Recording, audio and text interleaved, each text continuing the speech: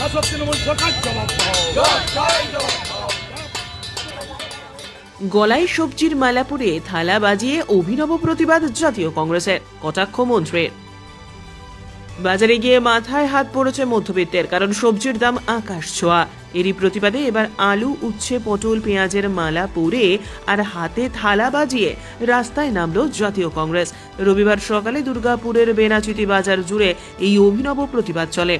এই কর্মসূচিতে নেতৃত্ব দেন জাতীয় কংগ্রেসের পশ্চিম বর্ধমান জেলার সভাপতি দেবেশ চক্রবর্তী।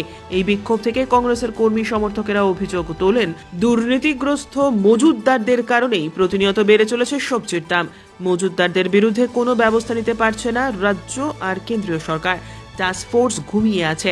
দ্রুত সবজির দাম কমানো না হলে ধারাবাহিকভাবে আন্দোলন চলবে বলেও হুঁশিয়ারি দেন তিনি। দেখুন, দিনের পর দিন বাজারে সবজি মূল্যের দাম বাড়ছে।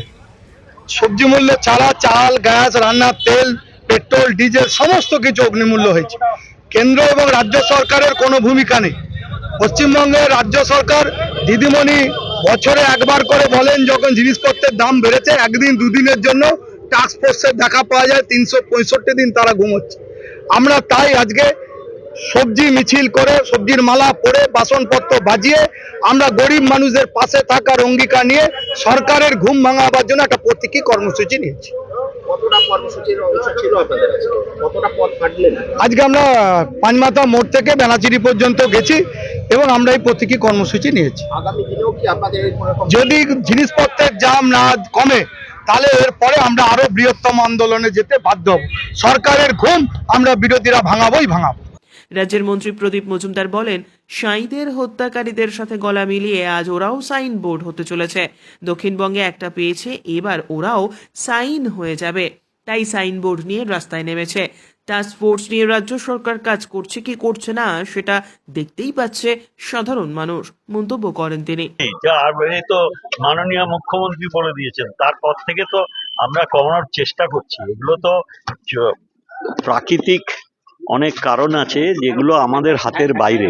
তা সত্ত্বেও যে মূল্যবৃদ্ধি ঘটেছে তার জন্যে উনি নিজে মিটিং করেছেন এবং আমরা সর্বত্র মনিটরিং করার চেষ্টা করছি। মূল যেখানে আড়ত সেখানে দাম কমানোর চেষ্টা হয়েছে। যেখানে যেখানে আমরা পাচ্ছি সরাসরি কৃষকদের কাছ থেকে নিয়ে সুফল বাংলা স্টলে মাধ্যমে আমরা সরবরাহ করছি, যেখানে নিশ্চিতভাবে বাজারের খোলা বাজারের থেকে মূল্য কম থাকছে এবং তাতে একটা মডারেশনের এফেক্ট হবে। এখন হঠাৎ রাতারাতি অর্ধেক দামে পাওয়া যাবে সব কিছু, তো এনাদের তো কোনো আন্দোলন করতে দেখছি না।